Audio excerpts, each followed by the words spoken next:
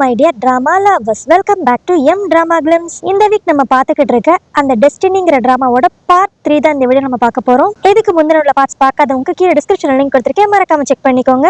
இந்த டிராமாவோட எல்லா எபிசோடும் உங்க கரெக்டா நோட்டிஃபிகேஷன் மறக்காம சேனல் சப்ஸ்கிரைப் பண்ணிருங்க, இன்ஸ்டாகிராம்ல ஃபாலோ பண்ணுங்க, ஃபாலோ பண்ணிக்கோங்க. சோ வாங்க गाइस, நம்ம இன்னைக்கு கதைக்குள்ள போகலாம். நேத்து நம்ம ஹீரோ கடைசியா அந்த ஜங்கோட டெஸ்டினி புக்ல சீக்கிரமே அவன் லவ் சக்சஸ் ஆயிரும், ஆனா சக்சஸ் ஆன கொஞ்ச நாள்லயே அவனோட ஃபர்ஸ்ட் லவ்க்கு ஆக்சிடென்ட் ஆயிரும் அப்படிங்கிற மாதிரி எழுதியிருப்பான்ல. ஆக்சுவலி அந்த ஆக்சிடென்ட்லயே அந்த பொண்ணு இறந்துருவா அப்படிங்கிற மாதிரி வேற எழுதியிருப்பான். இத பார்த்துட்டு நம்ம ஹீரோவோட ஃப்ரெண்ட்ஸே ஷாக் ஆயிருவாங்க. டே என்னடா சூப்பரான லவ் ஸ்டோரி எழுதுறேன்ட்டு இப்படி ஒரு சேட் எண்டிங் எழுதி வச்சிருக்க அப்படிங்கிற மாதிரி கேட்பாங்க. அதுக்கு நம்ம ஹீரோவும் வெக்கமே இல்லாம, டே நான் எழுதியிருக்கதான்டா மாஸ்டர் பீஸ், இது மட்டும் அவனோட வாழ்க்கையில நடக்கிறப்ப அவனே யோசிப்பான், சே நம்ம விதியை எழுதுனது யாருப்பா, செம சூப்பரான ஆளு அப்படிங்கிற மாதிரி. நான் ஏன் இதை சொல்றேன்னா, எப்பயுமே நல்லா முடியிற காதலை விட இந்த மாதிரி சேடா முடியிற காதலுக்கு தான் நிறைய power. For example Romeo Juliet கதை எடுத்துக்கோ, அவங்களுக்கு ஹாப்பி எண்டிங் இருந்திருந்தா நம்ம இன்ன வரைக்கும் அவங்கள நினைச்சுக்கிட்டா இருந்திருப்போம். அது ஒரு சேட் எண்டிங்கிறனாலதான் அது இவ்வளவு ஃபேமஸ் ஆயிருக்கு. அது மட்டும் இல்லாம இப்போ இந்த ஜுங் அவனோட ஃபர்ஸ்ட் லவ் இழந்துட்டாங்கிற வெறியிலேயே செமையா ஹார்ட் ஒர்க் பண்ணுவான். அப்புறம் என்ன, இப்ப அசிஸ்டன்ட் டைரக்டரா இருக்க அவன் நல்ல பாப்புலரான டைரக்டர் ஆகி அவனோட வாழ்க்கையில பெரிய இடத்தை அடைஞ்சிருவான். இதுக்கெல்லாம் காரணம் நான் அவனுக்கு சேடான லவ் ஸ்டோரி கொடுத்ததுதான். சோ இதெல்லாம் நினைச்சு அவன் கண்டிப்பா பெருமைப்படுவான்டா அப்படிங்கிற மாதிரி நம்ம ஹீரோ லூசுத்தரமா பேசிக்கிட்டு இருப்பான். இத கேட்டனையும் கூடவே இருக்கிற அந்த சாம்ங்கிற பொண்ணு அழுக ஆரம்பிச்சிரும். அடப்பாவி, உன்னோடத போய் நான் இத்தனை நாள் வரைக்கும் மாஸ்டர் பீஸ்ன்னு நினைச்சேனே, இப்படிப்பட்டவன்ட்டேடா அந்த ஜுங்கோட வாழ்க்கையும் கோவாட வாழ்க்கையும் வந்து முடியணும், ஒரு 2 பேரோட வாழ்க்கையை நாசமாக்கிட்டேடா அப்படிங்கிற மாதிரி அவ அழுவா. அதுக்கு உடனே அந்த கூடவே இருக்கிற மேனுங்கிற ஃப்ரெண்டு, இதனாலதான் நான் முக்காவாசி நேரம் அவங்க வாழ்க்கையில எந்த விதி எழுதவே மாட்டேன், அவங்களா ஃபில் பண்ணிக்கிட்டோன்ட்டு பிளாங்க் ஸ்பேஸ் விட்டுருவேன் அப்படிங்கிற மாதிரி சொல்லுவான். சோ இப்பதான் நம்மளுக்கு இன்னொரு விஷயம் தெரிய வருது. இந்த டெஸ்டினி ரைட்டர்ஸ் அப்படியே பிளாங்கா சில ஸ்பேஸ் விட்டுருக்காங்கன்னா அந்த இடத்துல அந்தந்த மனுஷங்க என்ன ஆசைப்படுறாங்களோ அந்த மாதிரிதான் அவங்க வாழ்க்கை அமையும் போல. இதுவே இன்னொரு பக்கம் நம்ம ஹீரோயினை தான் காட்டுவாங்க. அவ அடுத்த டிராமாக்கான கதையை எழுத ஆரம்பிச்சிருவாளா. அந்த கதையோட மெயின் கான்செப்டே ஃபர்ஸ்ட் அந்த ஹீரோக்கு கண்ணு தெரியாம இருக்கும். அப்போ அவ ஒரு பொண்ணை லவ் பண்ணிருப்பான். அந்த பொண்ணை தேடி கடைசியா எப்படி கண்டுபிடிக்கிறான் அப்படிங்கறது அந்த கதை போல. இப்ப அதை நம்ம ஹீரோயின் அப்படியே எழுதிக்கிட்டு இருக்கப்ப அவ மைண்ட்ல அந்த ஹீரோ இருக்க வேண்டிய இடத்துல இவ அப்படியே நம்ம கதையோட ஹீரோவை இமேஜின் பண்ணி பாப்பா.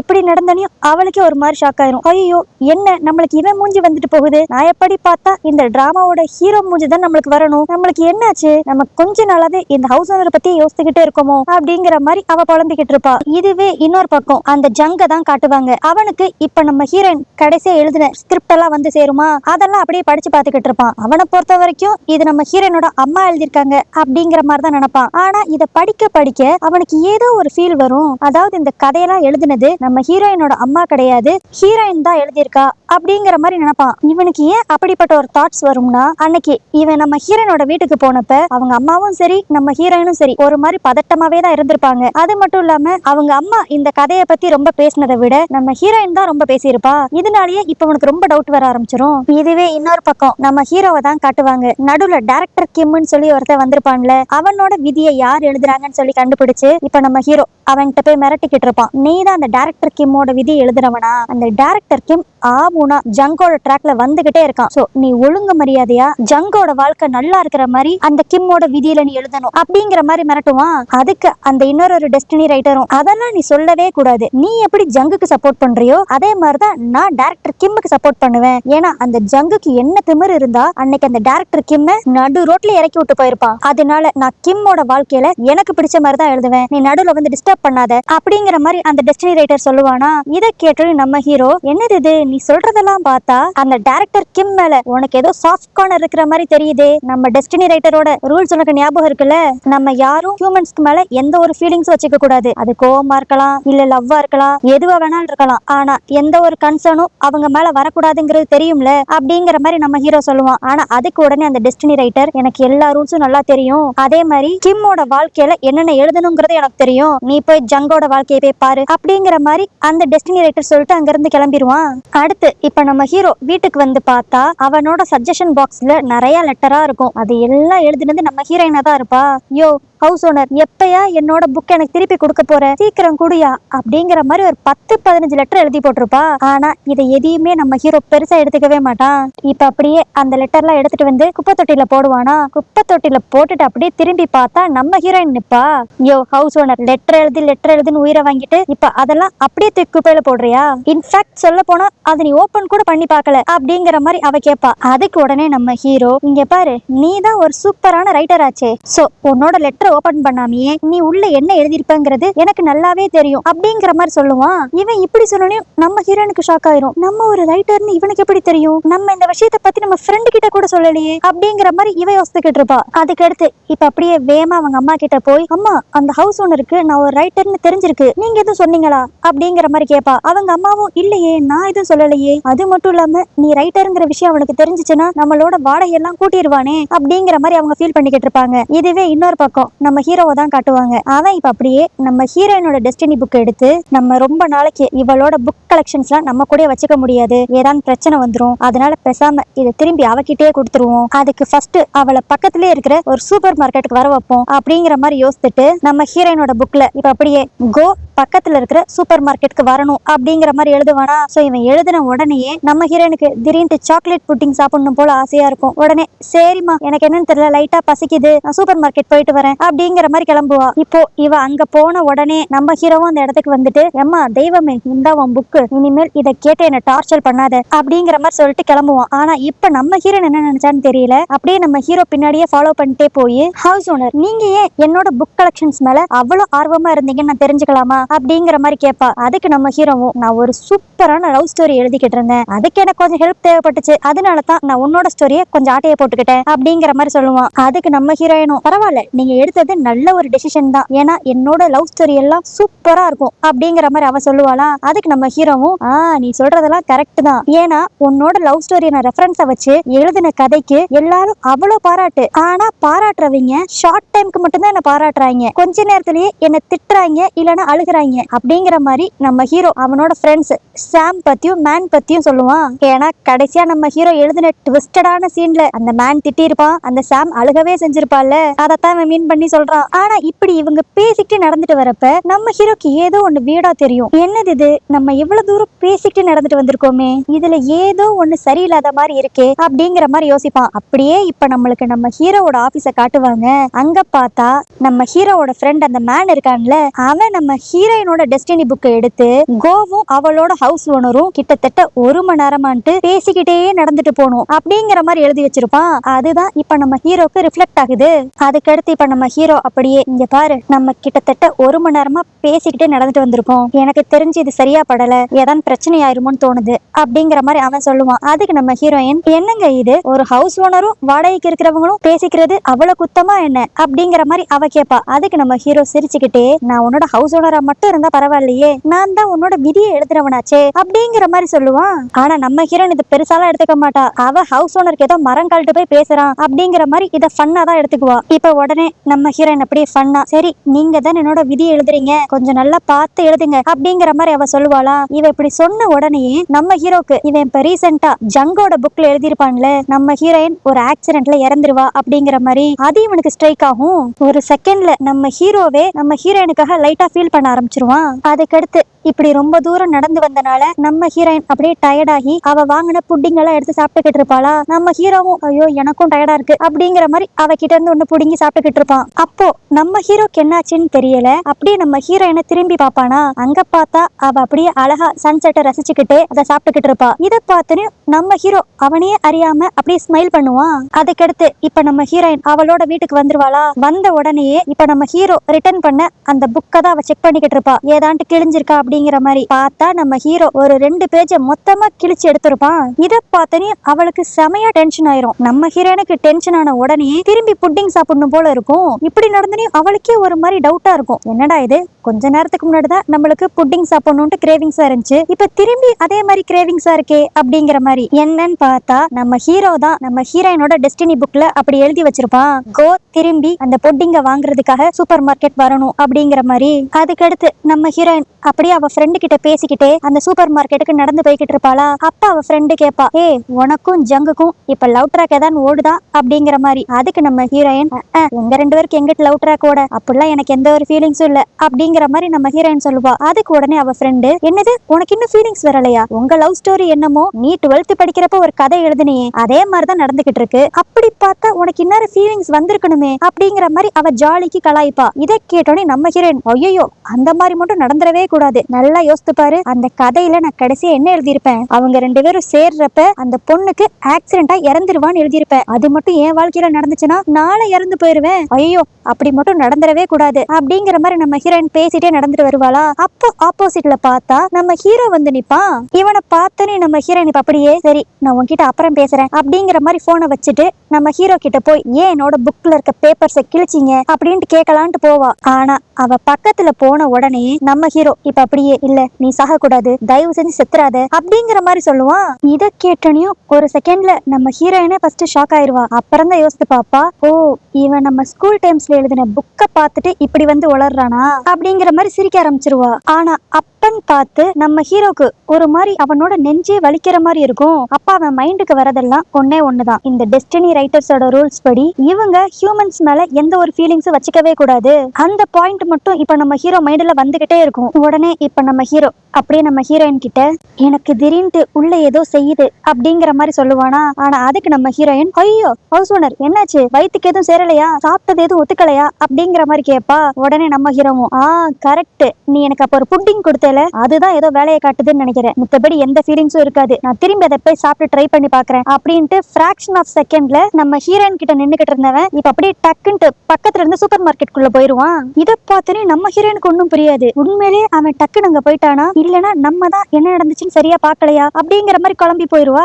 ஆனா இதுவே நம்ம ஹீரோ அவன் நல்லா 10-15 புட்டிங் இப்ப சாப்பிட்டுட்டு, என்னது இது ஒண்ணுமே ஆகல, அப்பனா நம்மளுக்குள்ள இருக்க மாற்றத்துக்கு காரணம் இந்த புட்டிங் கிடையாது போல அப்படின்ட்டு அந்த இடத்துல இருந்து கிளம்பிடுவான். அதுக்கடுத்து இப்போ அப்படியே அடுத்த நாள் காலையில தான் காட்டுவாங்க. நம்ம ஹீரோ ஃபர்ஸ்ட் வேலையா அவனோட ஃப்ரெண்டு மேனை தான் போய் பார்ப்பான். இப்ப அப்படியே அவனை திட்டிக்கிட்டே போவான், டேய் உன்னால தாண்டா எனக்குள்ள ஏதோ ஒரு மாற்றம் வந்துருச்சு, நேத்து நீ தானே அந்த கோ கூட நான் ரொம்ப தூரம் நடந்து போகணும்னு சொல்லி எழுதியிருந்தது, அதனாலதான் எனக்கு இப்ப என்னோட இதயமே வலிக்கிற மாதிரி இருக்கு அப்படிங்கிற மாதிரி சொல்லுவானா. அதுக்கு அந்த மேனும், டே காமெடி பண்ணாதடா, நடந்தேன்னா கால் தானடா வலிக்கும், எதுக்குடா உனக்கு இதயம் வலிக்க போகுது அப்படிங்கிற மாதிரி அவன் சொல்லுவான். அதுக்கு நம்ம ஹீரோவும், டே உங்களுக்கு சொன்னா புரியாதுடா, எனக்குள்ள அப்படியே ஏதோ எரியிற மாதிரியே எனக்கு ஒரு ஃபீலா இருக்கு அப்படிங்கிற மாதிரி புலம்பிக்கிட்டு இருப்பான். ஆனா நம்ம ஹீரோக்கு ஏன் இப்படிப்பட்ட ஒரு ஃபீல் இருக்குன்னு சொல்லி அவனோட ஃப்ரெண்ட்ஸ் 2 பேருக்குமே ஒரு ஐடியாவும் இருக்காது.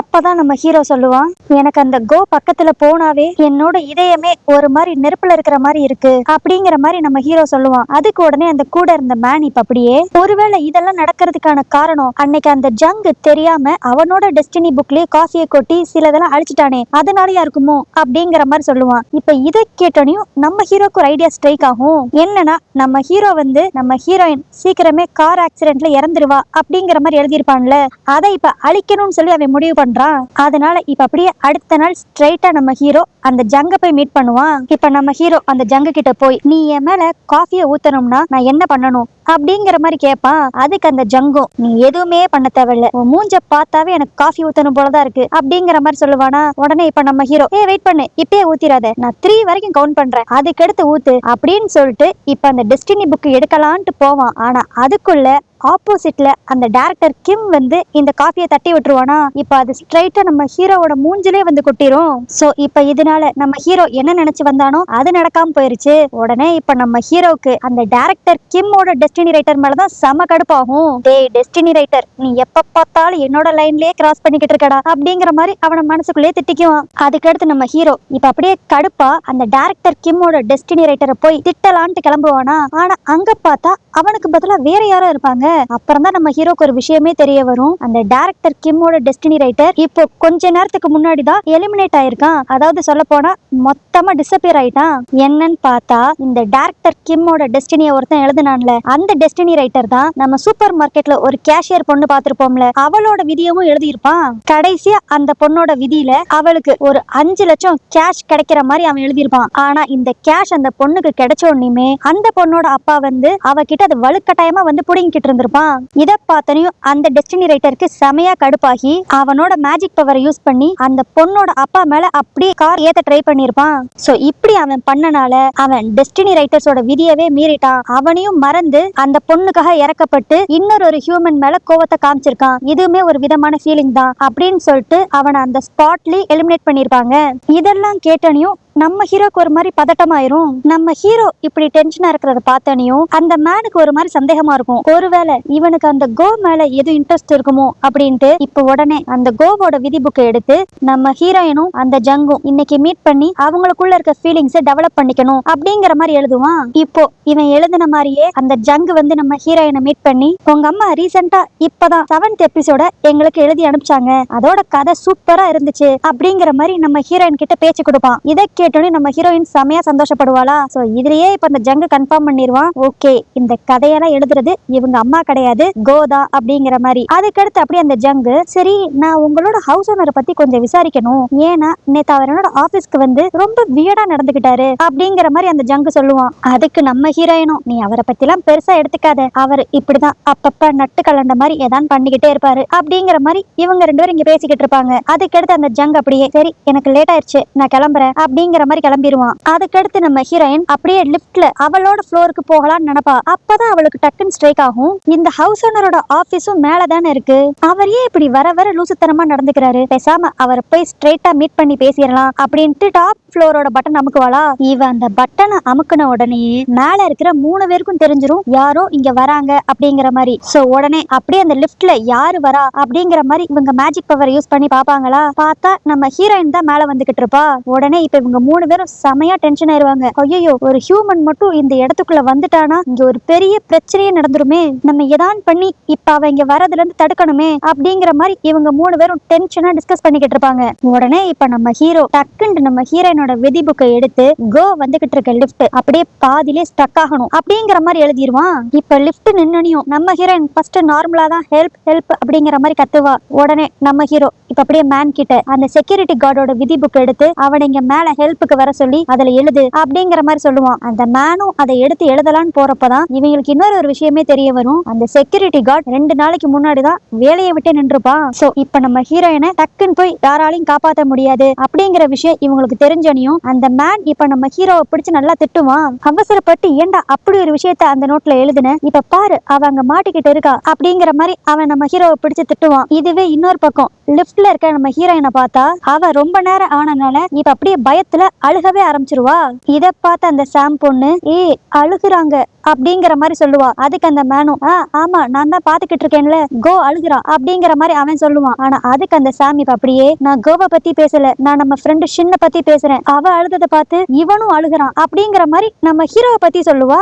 இப்ப நம்ம ஹீரோ இதெல்லாம் பார்த்து அழுதது மட்டும் இல்லாம டக்குன்ட்டு அவனுக்கு எப்பயும் போல அந்த இதயத்து கிட்ட வித்தியாசமான ஒரு பெயின் வேற வர ஆரம்பிச்சிரும். சோ உடனே இப்ப அந்த மேன் தான், சரி நான் தான் ஏதான் பண்ணியாகணும் அப்படின்ட்டு இப்ப அவனோட மேஜிக் பவரை யூஸ் பண்ணி அந்த லிஃப்ட் அப்படியே ஓபன் பண்ணுவானா. நல்ல வேலையா அங்க நம்ம ஹீரோயின் அப்படியே மயங்கி தான் கிடப்பா. சோ இந்த ஒரு சான்ஸை யூஸ் பண்ணி அப்படியே அந்த மேன் நம்ம ஹீரோயினை இப்ப காப்பாத்திடுவான். அதுக்கடுத்து இப்ப கொஞ்ச நேரம் கழிச்சு நம்ம ஹீரோயின் அவளோட வீட்டுல தான் கண் முழிச்சு பாப்பாளா. எந்திரிச்சோனையும் இப்ப அப்படியே நம்ம ஹீரோயின் அவங்க அம்மா கிட்ட புலம்புவா, அம்மா அந்த லிப்டுக்கு என்ன ஆச்சுன்னே தெரியல, திடீர்னு ஸ்டக் ஆயிருச்சு அப்படிங்கிற மாதிரி. அதுக்கு உடனே அவங்க அம்மா, லிப்ட்ல எல்லாம் எந்த பிரச்சனையும் இல்ல, நீ தான் திடீர்னு லிப்ட்ல மயங்கி விழுந்து கிடந்திருக்க, நல்ல வேலை நம்ம ஹவுஸ் ஓனரோட ஃப்ரெண்டு தான் உன்னை பார்த்து வீட்டுல வந்து சேர்த்தாரு அப்படிங்கிற மாதிரி அவங்க அம்மா சொல்லுவாங்க. இப்போ இதோடய சேர்த்து நம்ம ஹீரோயினோட அம்மா, நீ மயக்கம் போட்டு விழுந்ததுக்கு காரணம் நீ ரொம்ப வேலை பாக்குற, அதனாலதான் உனக்கு பேசாம ஒரு அசிஸ்டன்ட் ரைட்டர் வச்சுக்கோ, அப்பனாதான் உனக்கு ஹெல்ப்ஃபுல்லா இருக்கும் அப்படிங்கிற மாதிரி அவங்க அம்மா அட்வைஸ் பண்ணிக்கிட்டு இருப்பாங்க. அதுக்கடுத்து இப்ப கொஞ்ச நேரம் கழிச்சு நம்ம ஹீரோயினோட காஃபி ஷாப்ல தான் காட்டுவாங்க. அங்க நம்ம ஹீரோயினோட அம்மாவும் ஹீரோயினோட ஃப்ரெண்டும் பேசிக்கிட்டு இருப்பாங்க. ஐயோ யுன்கோக்கு என்னாச்சு, இப்ப அவ எப்படி இருக்கா அப்படிங்கிற மாதிரி அந்த ஃப்ரெண்டு கேட்டுக்கிட்டு இருப்பாளா. இப்ப கரெக்டா அந்த இடத்துக்கு நம்ம ஹீரோட ஃப்ரெண்டு மேனு வந்துருவான். அவன் நம்ம ஹீரோயினோட பேர் இத்தனை நாள் வரைக்கும் கோன்னு மட்டும் தான் நினைச்சுக்கிட்டு இருப்பான். ஆனா இவங்க என்ன யுன்கோன்னு சொல்லி பேசுறாங்க அப்படிங்கிற மாதிரி அவனுக்கு லைட்டா ஏதோ ஒரு டவுட் வரும். அதுக்கடுத்து அந்த மேன் இப்ப ஸ்ட்ரைட்டா நம்ம ஹீரோயினோட ஃப்ரெண்டு கிட்டே போய், நீ எதுக்கு அவளை யுன்கோன்னு கூப்பிடுற அப்படிங்கிற மாதிரி கேட்பானா. அதுக்கு அவளும், இல்ல அவ ஸ்கூல் படிக்கிற வரைக்கும் அவ பேர் அப்படிதான் இருந்துச்சு, அதுக்கடுத்துதான் அவ கோன் மட்டும் அவ பேரை மாத்திக்கிட்டா அப்படிங்கிற மாதிரி அவ சொல்லுவாளா. இதை கேட்டனையும் அந்த மேன் ஒரு மாதிரி ஷாக் ஆகி, சரி நீ அவளோட ஃப்ரெண்டு தானே, அப்போ நீங்க எல்லாரும் எந்த ஹை ஸ்கூல்ல படிச்சீங்க அப்படிங்கிற மாதிரி கேட்பான். அதுக்கு அந்த ஃப்ரெண்டும், நாங்க டாங்குங்கிற ஒரு ஹை ஸ்கூல்ல தான் படிச்சோம் கண்டுபிடிச்சோம் அப்படிங்கிற மாதிரி சொல்லுவா. இத கேட்டோனையும் அந்த மேனுக்கு ஒரு மாதிரி ஷாக்கிங்கா இருக்கும். இதுவே இன்னொரு பக்கம் நம்ம ஹீரோயின் எப்படி இருக்கான்னு தெரிஞ்சுக்கணும்ட்டு நம்ம ஹீரோ அவளை போய் மீட் பண்ணணும்னு நினைச்சிட்டு அவ வீட்டு வாசல்லயே வெயிட் பண்ணிக்கிட்டு இருப்பானா. இத பார்த்த நம்ம ஹீரோயினோட அம்மா, லேண்ட் ஓனர் நீங்க என்ன இங்கேயே நிக்கிறீங்க, வாங்க வீட்டுக்குள்ள போலாம் அப்படிங்கிற மாதிரி வீட்டுக்குள்ள கூட்டு போயிருவா. இதுவே இன்னொரு பக்கம் அந்த மேனை தான் காட்டுவாங்க. அவன் ஒரு மாதிரி பதட்டமா இப்ப அப்படியே நம்ம ஹீரோயினோட விதி புக்கை எடுத்து ஒரு 5-6 வருஷத்துக்கு முன்னாடி இவ புக்ல என்னென்ன எழுதி இருக்கு அப்படிங்கறத பாக்குறதுக்காக இப்ப ஓபன் பண்ணி படிப்பானா. ஆனா அதுல பார்த்தா முக்காவாசியான பேஜ்ல ஏற்கனவே எழுதப்பட்ட விதி எல்லாமே ஒரு மாதிரி மறைஞ்சு மறைஞ்சு தெரியும். அதாவது பாதி எழுத்து நல்லா விசிபிளா இருக்கும், மித்த எழுத்து விசிபிளாவே இருக்காது. இத பார்த்தனையும் அந்த மேன் இன்னும் டென்ஷன் ஆயிருவான். ஏன்னா இப்படி ஒரு புக்ல சில லெட்டர்ஸ் விசிபிளாவும் சில லெட்டர்ஸ் இன்விசிபிளாவும் இருந்துச்சுன்னா அந்த பேஜை எழுதின டெஸ்டினி ரைட்டர் எலிமினேட் ஆயிருக்காங்க அப்படிங்கறது அர்த்தம் போல. இப்ப உடனே அந்த மேன் என்ன நினைச்சான்னு தெரியல, டக்குன்ட்டு நம்ம ஹீரோனோட புக்ல இப்ப கோ யாருகிட்ட எந்த கேள்வி கேட்டாலும் இன்னைக்கு அவளுக்கு நோங்கிற பதில் தான் வரணும் அப்படிங்கிற மாதிரி எழுதிருவான். அப்படியே இந்த இடத்துல இந்த எபிசோட் முடியுது. இந்த மேன் எதை பார்த்து இவ்வளவு டென்ஷன் ஆனா, அது மட்டும் இல்லாம எதுக்கு சம்பந்தமே இல்லாம நம்ம ஹீரோனோட விதி புக்ல அவ எது கேட்டால் நோன் தான் எல்லாரும் ஆன்சர் சொல்லணும் அப்படிங்கிற மாதிரி எழுதுனா. இதெல்லாம் நீங்க தெரிஞ்சுக்கணும்னா நாளைக்கு நான் போட போற வீடியோவை கரெக்டா பாருங்க. சோ ஓகே கைஸ், நாளைக்கு நான் போட போற வீடியோ உங்களுக்கு கரெக்டா நோட்டிஃபிகேஷன் மறக்காம சப்ஸ்கிரைப் பண்ணிருக்கேன், இன்ஸ்டாகிராம்ல ஃபாலோ பண்ணுங்க. ஃபாலோ பண்ணிக்கோங்க. நாளைக்கு வீடியோ உங்களை பாக்குறேன். அது வரைக்கும் பை.